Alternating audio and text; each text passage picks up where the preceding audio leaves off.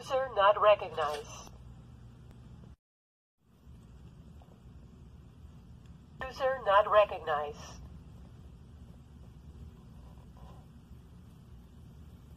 User not recognized.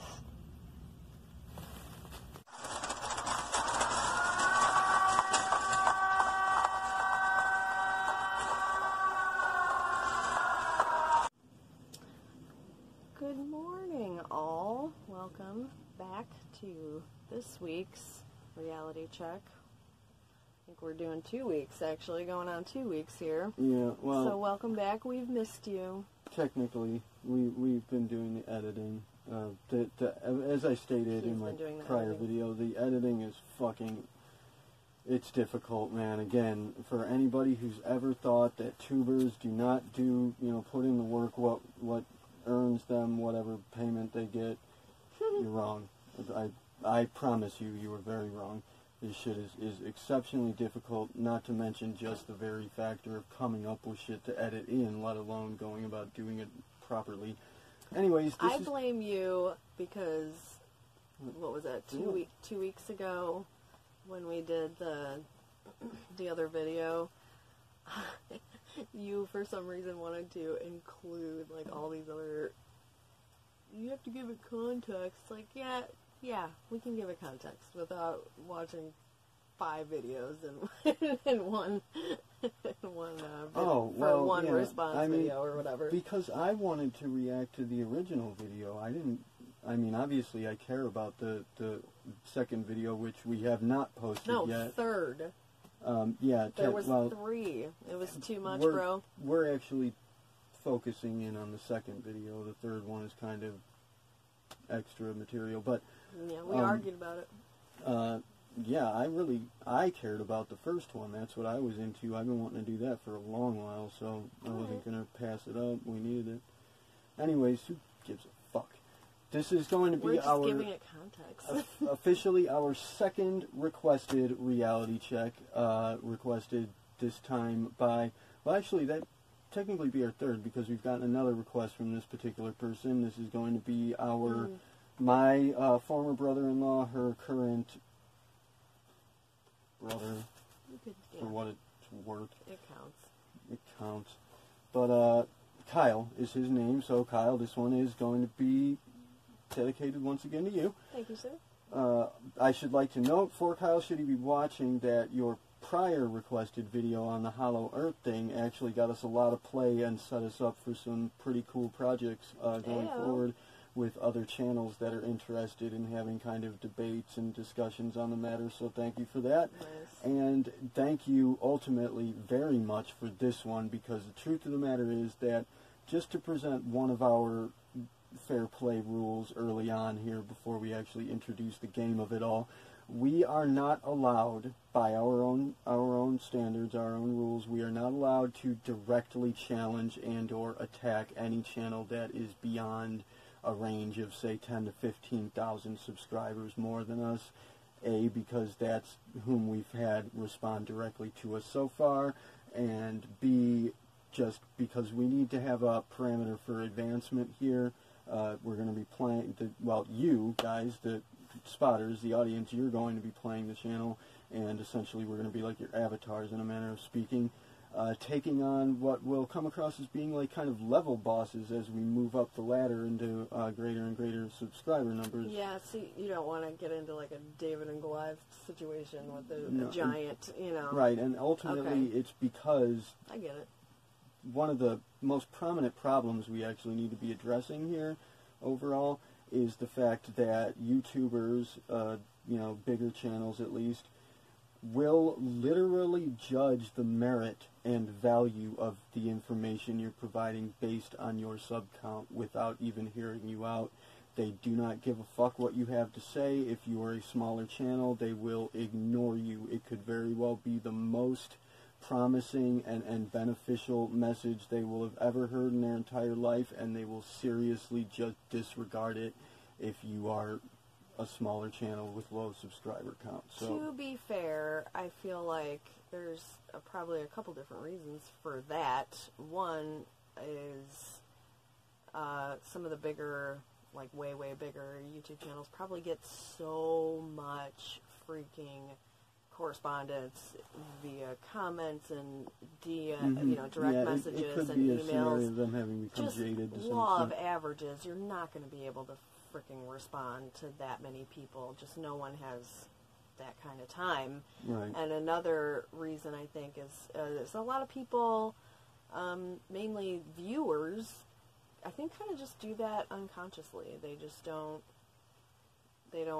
kind of realize that they're doing it. They're, putting a value on the numbers and using that to inform your credibility and your, that kind of stuff. Your popularity, which, I mean, it kind of makes sense, I guess. Okay, well, to attend to your input on 2 counts, 1, could very well be the case, however, if in fact it is the case that they are doing this unconsciously, then that makes it all the more serious an issue for us to be dealing with. B, where this is coming from on my end is going to be, of course, the person who in fact did do it very consciously, very deliberately in addressing us. So obviously Demi, she had the time, she cared enough to do the response, yet she still disregarded everything we said in saying that we're meaningless to her because our channel is small. Right. Well, wherein her channel is like half the size of our fucking podcast. So where she gets off even saying that shit, it was probably meant to just be like a dig, a little bit. But also, I have to think that other things inform that too, like the actual content and the subject matter is another one. And again, law of averages. The entirety of YouTube is so vast that nobody can really be, attentive to everything and, everyone that's going on. Yes, and a Dragon Ball? But it's a You 2-star Dragon Ball, baby. So how many more do we have to find before we can make a wish? Let's do this shit. There's 2 of us. This is a 2-star ball. It's our totem. Maybe, I think there's like 5 of them. So, or anyways, the point being that we can, stay in our in tax fact, bracket, so to we speak. can go about addressing this particular tuber and, in fact, raising a challenge to her via sort of a bank shot maneuver, being that it was a requested video. So thank you for that, because I really do want to address her. I don't know a whole hell of a lot about her, but what I do know is that it's going to inevitably come to a point where I want to fucking shut this girl down. There is something disturbingly wrong with everything I've seen of hers up to this point, which is not a lot, to be honest, but there's also the factor wherein I've heard a whole hell of a lot about her from other tubers that I respect, and all of it was very, very, like, even borderline cruel. Like, these people despise this chick. So, Yikes. There's got to be a reason for it, and we're about to find out what it is. Anyways, we will have opened, I do believe we will have opened this with an intro clip of the video we are addressing. And this video is called... Let's dig in. So I've seen this chick pop up before, but I've never watched any of her stuff. Lauren Chen. Madam Lauren Chen. 411,000 subscribers. It's pretty big. Women refuse to date poor men. Hypergamy versus Feminism. Episode 89. How did we miss episode 89, lady? She's spinning a lot of plates here. It looks like. There's she's got like podcasts and all. She's doing all kinds of stuff. You've got nothing to say in this video. Episode 89. It's a weird video, but it looks like she hosts a internet TV show, Blaze TV. Pseudo-intellectual is the name of it, looks like. Pseudo-intellectual.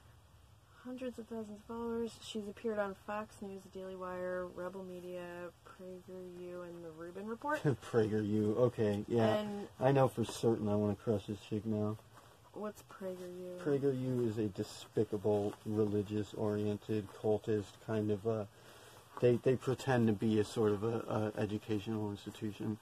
but really they're just an indoctrination service. Right. Oh man, she's been all over the world too. Born in Canada, raised in Hong Kong, and then came to the U.S. She's a political science major and minor in Middle East studies and Arabic. It's kind of random, but cool. There's a lot of reasons I kind of want to like you, madam, if you happen to be watching, but we'll see how it turns out, although I must say, episode 89, that seems a bit much. I mean, we've watched a few minutes of this and haven't heard a fucking thing that's useful. Yeah, well, I mean, you kind of have to... It looks like she's staking...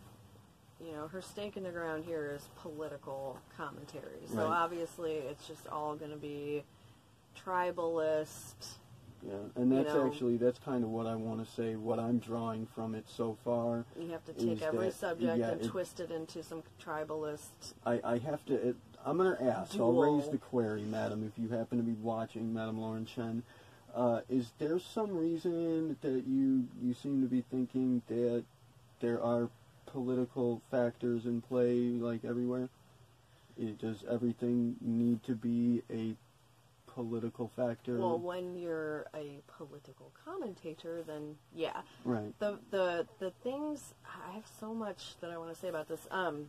First, let's just start with the title. I thought it's hilarious.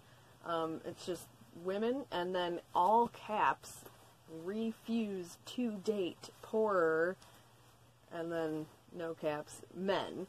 So for some reason this is extremely... I'm going off of implications here, basically, and kind of assumptions. I'm aware of that. Okay. But the implication is that refuse to date poor. Like it's some kind of, like, huge issue that we need to be dealing with. You know what I mean? Like, that's... Oh, no. Oh, my God. Firstly, bottom line, where the fuck do you get off suggesting, like, how do you know they're poor? We gotta get on this.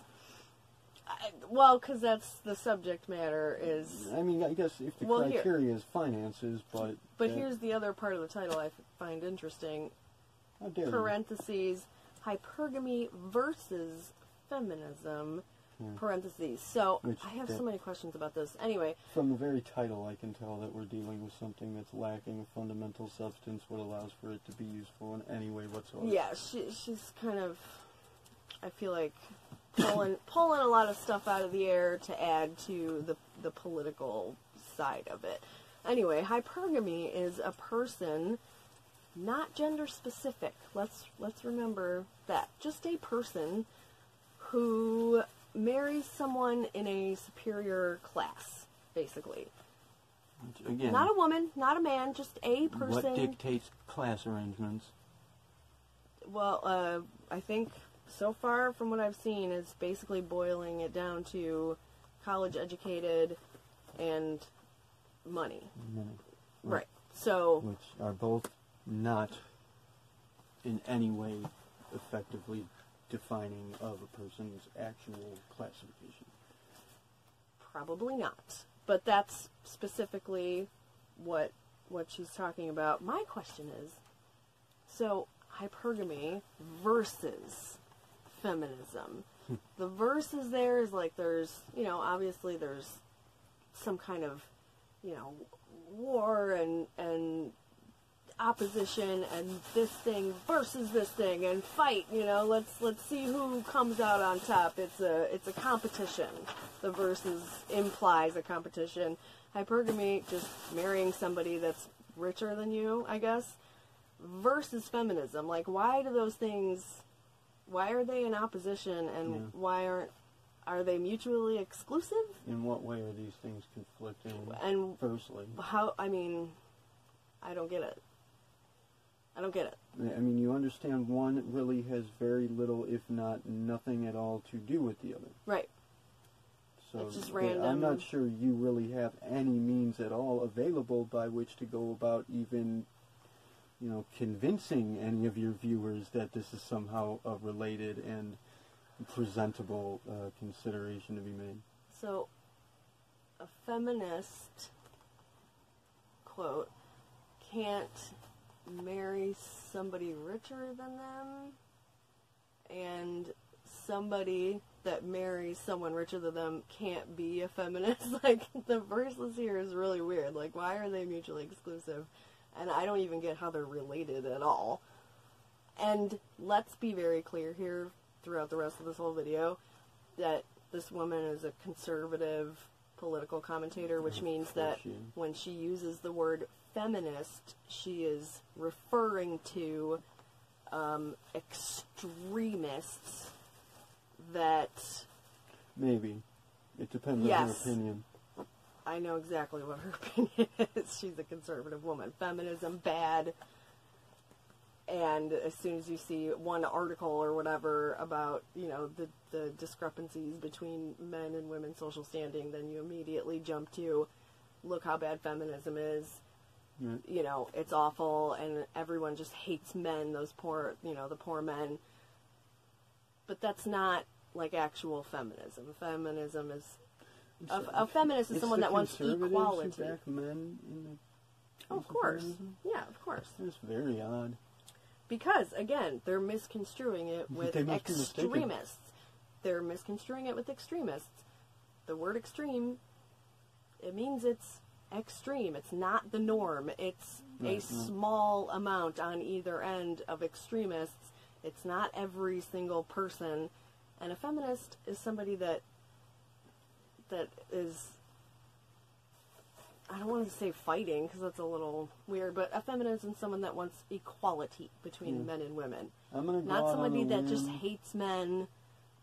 That's not a feminist, that's an extremist. Yeah, I'm going to go out on a limb and attempt to explain to some extent to at least our viewers that where we speak to this tradition and or standard of being, what is it, conservative?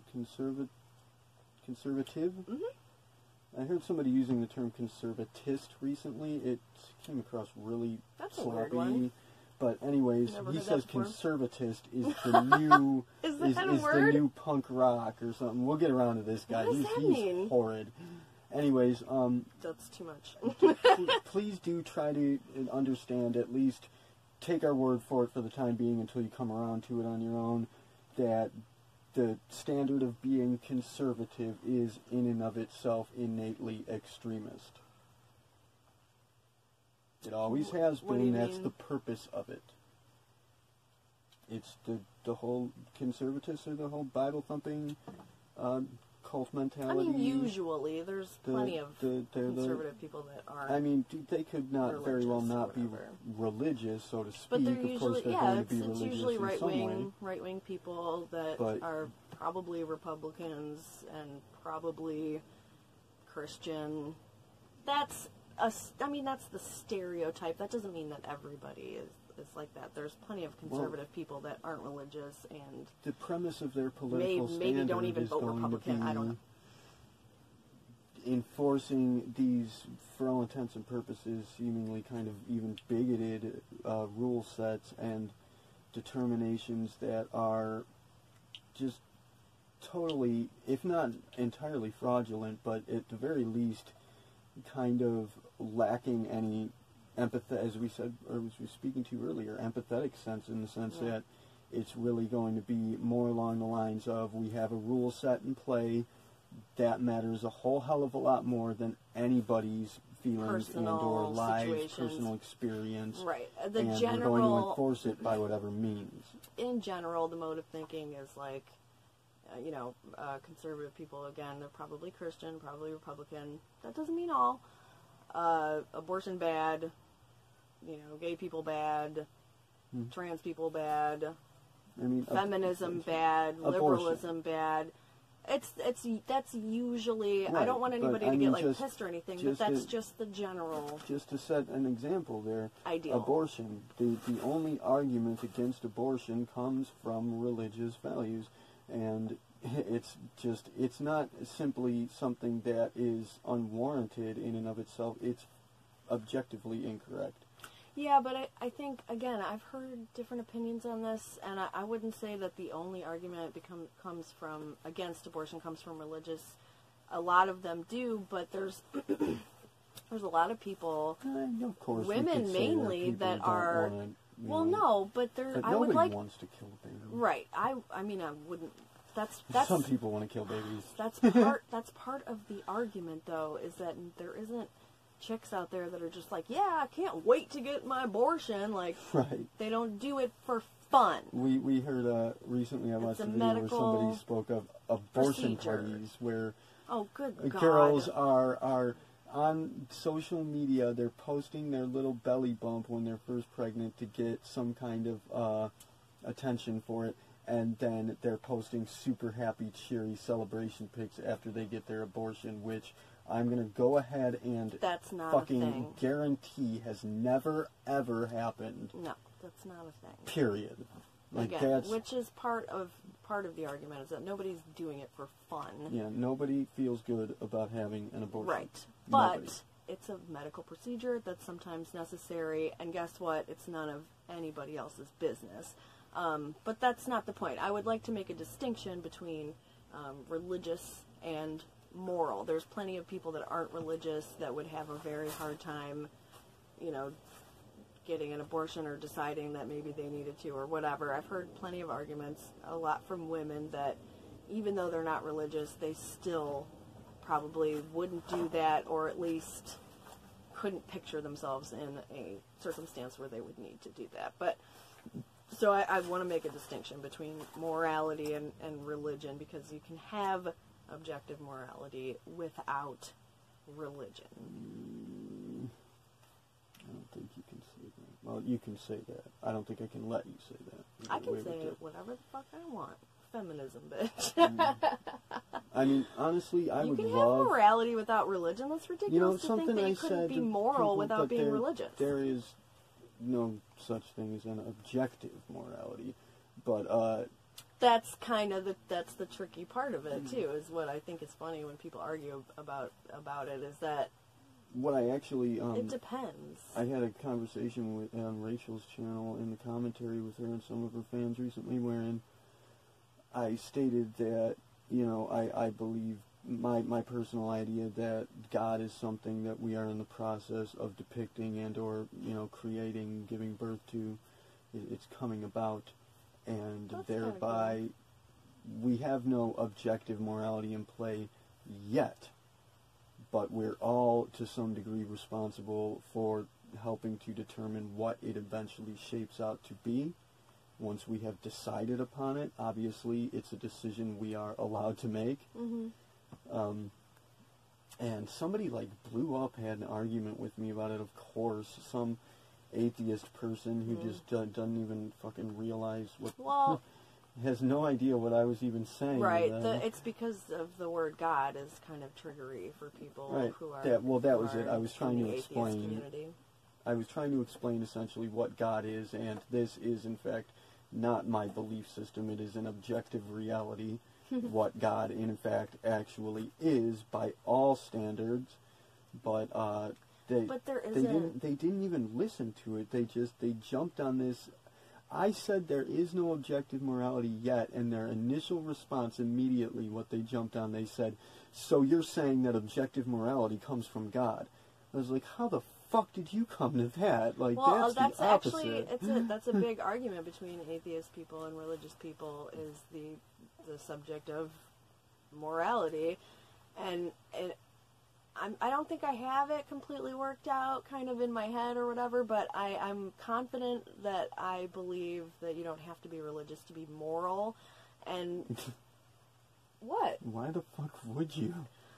That's who's what I'm walking saying. around without here's morality? The thing. I think it's the word, when you slip in the word objective, it changes it a little bit. Let's take, for instance, killing somebody or whatever. Obviously, we can all agree that that's morally not a good thing to do. That's the wrong, that's morally... It objectively sucks. It objectively sucks, and it's objectively a bad thing to do. But then, if you're defending yourself, or is that objectively wrong? It's not. If it's somebody that's like the whole go back in time and kill Hitler type of scenario... Well, if it's somebody that warrants it. You can plop in, ethical... Cases of euthanasia, needed euthanasia. Right, ethical dilemmas, are something that's not concrete and worked out in our society yet. They're, it's in psychology 101 books, like an ethical dilemma. You can plop that into any situation and you're going to have a big question mark right there. But in my example, when you kill somebody, that's morally not good. That's a, immoral thing to do, unless you're defending yourself, or it's an accident, or, like a car accident or something like that, which makes it subjective anyways. So you can't say that there's subjective, objective morality. You know what I mean? So, well, technically, the objective part kind of isn't objective because there isn't the same circumstances for every person every moment. You could go about adequately explaining or saying, quite appropriately, that the only objective morality is that morality is a subjective consideration. Exactly. So it's subjective, objective morality, which in my brain is kind of where I'm at. Mystery solved. When it comes to morality. I don't even remember where we came from in that tangent. Okay, so Lauren Chen is talking about something that doesn't really play, but we're gonna address it anyways. So, all right. So basically, she read an article. Presumably, it doesn't seem like this article is very. I don't remember where I paused it. Continuing on that same theme, because I've discovered even more articles on the subject, and I just have so much more to say about it. Can you cite any of these? All right. So so far she cited one Wall Street Journal article. So basically it starts out with her talking about Tim Pool said a quote online somewhere. Whoever this person is. I don't know. I've heard of him, yeah, but who the fuck is Tim Pool? No, I've heard of him. Why do we care about this guy? He's pretty popular, but I just don't know. I'm not sure. He said a pretty innocent quote without having any other information. If all you tell me is this guy said this one statement, then that's what we're going on. So that's what we're going on right now, everybody. A guy said a statement. That's where we're going to begin. Apparently the quote was something along the lines of, I don't want to date a woman that works, 16-hour days. And that's it. Which is entirely understandable. No, it's a totally innocent quote that means absolutely nothing political. It doesn't... Which brings us back around to that question. It's been translated into some political ideal because is there something informing you to think that everything's a political matter? Yes, it's tribalism. Anyways, then she goes on to say that some women online took issue, is how she puts it, with that statement, which I have a big problem with that statement, and basically got mad at him, I guess, or took issue with his statement that he doesn't want to date a woman that works a lot. And so you've just got a clusterfuck here of a dude saying a innocent statement that gets translated into some political ideal, some tribalist, team-taking situation. And then the response to it, which, again, we don't know what take issue means. I have a feeling, though, that there wasn't a mob of angry extremist feminists sending him death threats. I kind of have a feeling that maybe it was just a handful of chicks left comments saying, well, I don't agree with that, or I work 16-hour days and I have a boyfriend, yeah, so, she does say something about, she says she presumes it's 30-something career women who she presumes are single for whatever reason. Single. That's that's a little, I wouldn't say that, Lauren. That's just a little bit of free advice. Again, it has absolutely no bearing on anything that she's talking about, and just seems like a dig for dig's sake. Yeah. So, if you, quote, take issue with somebody's statement, leave a comment online, that translates into some kind of, like, you know, political duel or something. So this very innocent situation, which is just somebody saying something and a couple people responding to it, becomes this, like, crazy blown up thing that's, you know, evil feminist versus, you know, guy, I don't know, whatever. Which we really need to determine if that is in fact the case. Anybody who's watching that might know who Lauren Chen is? If you want to look it or up, Lauren Chen go for herself. Do we know is Lauren Chen anti-feminism or, you know, is her political stance that yes, anti-feminist? If she's a conservative political commentator, then I'm betting that she's probably anti-feminist. All right. Well, that doesn't make a whole hell of a lot of sense at all. I'm not sure there's any criteria in what feminism in and of itself could be considered wrong or bad in any way. Because, like I said earlier, she's misconstruing that for extremism, which is what usually happens in political type circles, or whatever. So then she goes on to cite a Wall Street Journal article written by, oh crap, I can't remember his name. Recently, a piece in the Wall Street Journal came out that was the exact same men poor, women suffer most BS as the article that Tim originally responded to. It's called A Good Man is Getting Even Harder to Find, and it's actually written by a man, Gerard Baker, who throughout... So Gerard Baker... Men poor, women suffer most? BS. That, I have to admit, I'm just kind of confused. Yeah, what the fuck does that mean? I have no idea. I mean, it seems almost like you're suggesting that the articles are placating one side or the other, yet it seems kind of like you just sort of shit on both, right? I can't tell.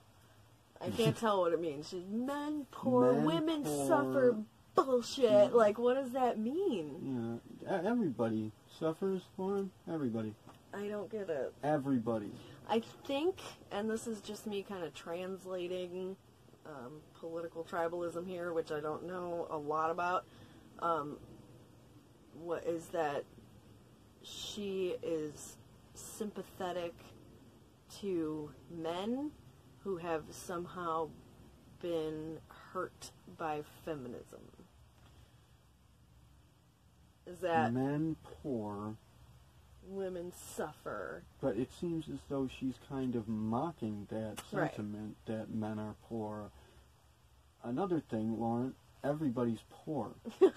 Well, either you're lacking finances or you are most certainly, at least to some extent, heavily corrupted by having acquired finances. So in either case, you're poor. One is worse than the other. I'll let our viewers work out which. Money.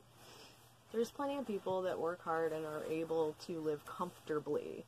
Yeah. I think that's the standard by which, you know, she's kind of averaging out as is college-educated people that are not super old, maybe 30s, possibly early 40s, who also happen to have good jobs, who are living comfortably. So that's what I'm assuming that that's kind of the average range of what she's talking about when she says wealthy or well, you're free to be kind and placating about it to some extent. I'm going to go ahead and say that it doesn't matter. You could be a perfectly wondrous person who's managing their finances well and is making good with what they've earned. There's still some part of your programming that's really in a bad way because of it. I promise you, money is nothing but fucking trouble, period. Well, I get where you're coming from. I guess I couldn't say either way. It's 100%. I love having it, you know. I love spending it. I need it, of course, but that is just in fact the problem, isn't it? Well, I need it. Either way, it's not a good thing. What was it? Gerald something. The guy that wrote the Wall Street Journal article, she pulls up like a little paragraph of it or whatever, but then the big statistic that she's kind of hanging her hat on with this, like, I'm proving feminism's bad kind of thing is, in this article, he refers to some study, 2018, 50% of people that graduated with bachelor's degrees were women. And masters, for that same year, 2008, 59% of people that graduated with master's degrees were women. So, again, this is kind of a random statistic that doesn't really say much or inform the opinion either way. So I'm having a hard time figuring out why this proves anything. First of all, 57% is pretty close to 50%, and I'm sure that if you took every year for the last 40 and ran that same statistic and we were able to somehow figure it out or whatever, men and women graduating from college in, you know, the percentile, it's never going to be 50-50 exactly, right? Am I crazy in thinking this? No, and you also can't just throw these numbers out here without taking into consideration the population and the ratio of men and women in the population. So I don't know if this really says anything. 57% of women stole all the bachelor's degrees. Is that is that the implication? That, like, I can't believe these freaking feminists are now going to college and they took 57% of all the bachelor's degrees. Yeah, I should Is that what we're talking about here? That even if it did line up to be a perfect 50-50, that really doesn't mean anything. It doesn't say anything about feminism or hypergamy. Like, college is not... The fact that you're still thinking college is even... It's not something we need to be taking into consideration. Well, it just doesn't... It's it doesn't a scam. Speak to her point. It doesn't speak to any fucking body's point except Right. for the people who want to fucking keep you in debt for the rest of your life. So I'm confused as to why this is some part of her. Anyway, so I think that this is right after she talks about the Wall Street Journal article. Throughout the entire article displays what I can only unironically describe as internalized misandry. You see, it's no secret that women are hypergamous. That's your problem. You're saying these things unironically. So, because this guy wrote an article called Good Men Are Getting Harder to Find, and talking about statistics where women get more education, this guy has contempt for men. Look up the word, because... Yes, we're talking to you, Lauren. That's what that means. She's Look saying up the word. This guy has contempt and prejudice for men, of which he is one. I don't know where that's coming from either. I'm kind of confused about that as well. I mean, initially, at face value, it doesn't really seem to make any sense at all. And then, And there's still, a bunch more of this video. There's the remainder of the time you have to spend dealing with the notion. That doesn't fit. That doesn't play.